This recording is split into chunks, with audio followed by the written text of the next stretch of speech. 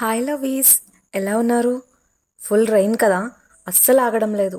తడుచుకుంటూ office నుంచి ఇంటికి వచ్చేసరికి ఫుల్గా ఆకలి వేస్తుంది. ఈవినింగ్ స్నాక్స్కి ఏం చేద్దామా అని అనుకుంటున్నా. వెంటనే బ్రెడ్ కనిపించింది.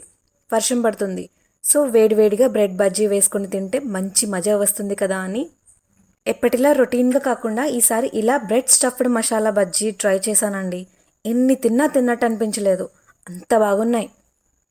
మీరు కూడా ట్రై చేసి రుచి చూసి ఎలా అనిపించిందో కమెంట్ చేయండి. ఎన్ని తిన్నా తిన్నట్టు అనిపించదు, అలా తింటూనే ఉంటాము. ఎందుకంటే శనగపిండి ఇలా పల్చగా కలిపితే బ్రెడ్ బజ్జీ మిశ్రమం పైన ఉన్న శనగపిండి పూత దలసరిగా లేకుండా ఉంటుంది.